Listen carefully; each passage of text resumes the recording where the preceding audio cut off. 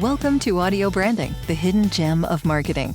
Sound plays a more important role in human behavior and our decision-making than you may realize. In this podcast, I'll help you understand the art and science of sound so you can better influence others in business and your life. I'm your host, Jody Krangle. Let's delve a little deeper. It's been over 2 years since the pandemic started, and for many of us, our daily lives have changed in ways we hardly imagined when this decade began. More and more of us are working from home these days, and we're staying at home even when we aren't working.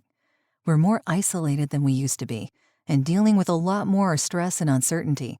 Finding time to take care of our mental health can be a challenge, but it's just as important as ever, and sound has come to play a vital part in that effort, from guided meditation and affirmations to binaural beats and ASMR videos.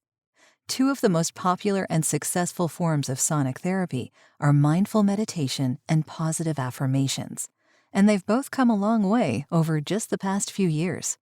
Mindfulness is the art of being precisely in the moment without worrying about the past or thinking about the future or being distracted by anything at all.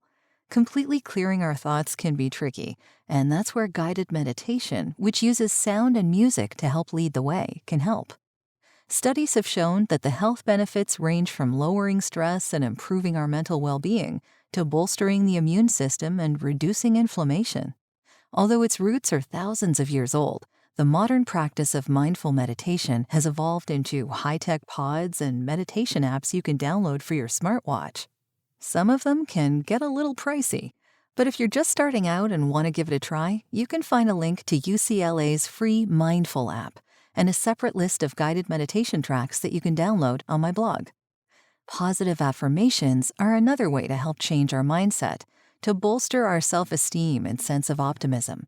Psychology and even MRI studies have found that they have a positive effect on our behavior and sense of wellness, although they also found that for people with low self-esteem, affirmations in the future tense work better than the present. So if you find that starting a sentence with "I am" just doesn't feel right, try saying "I will" instead. I've also included a YouTube link on my blog to a morning affirmation video presented by voice artist Prachi Chabe. Binaural beats are a much more recent discovery when it comes to audio therapy, one that's still being researched. The idea behind them, though, is fascinating.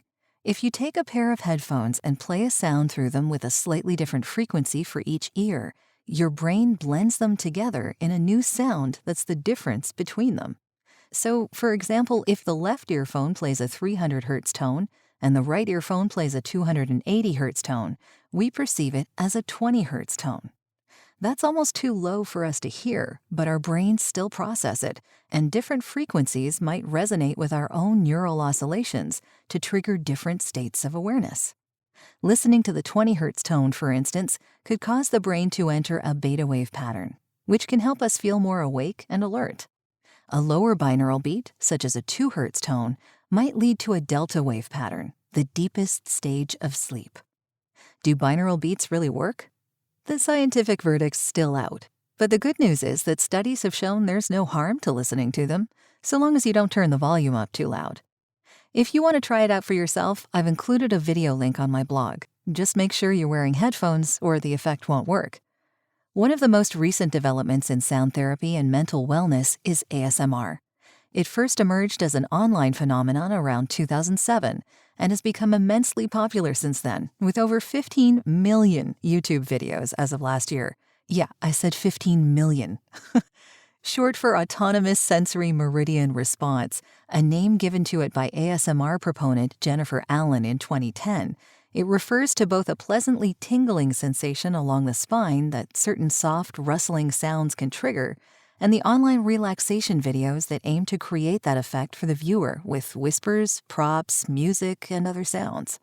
Some psychologists think the sensation of ASMR might be a kind of synesthesia, with our minds experiencing certain sounds as touch, while MRI brain scans suggest it might even be connected to our grooming instincts.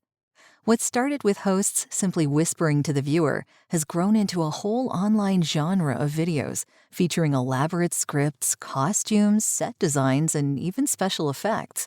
You can find links on my blog to a YouTube video by one of its most famous ASM artists, Goodnight Moon, as she plays a shopkeeper selling the viewer a pet dragon, and to another one of my favorite artists, Moonlight Cottage, as she helps the viewer choose a magic wand.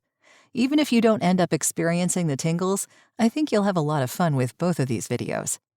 From virtual classrooms and remote workplaces to Zoom calls with our friends and family, we're spending more time online than ever before. Just as our days have become more virtual, though, so have our resources for managing stress and anxiety.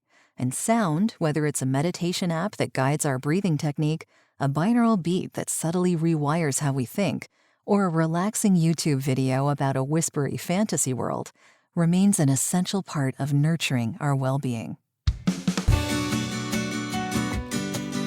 Well, that's the end of this episode. Thanks for listening. And if you like what you heard, why not tell a friend about this podcast? It's available in all the usual locations. Until next time.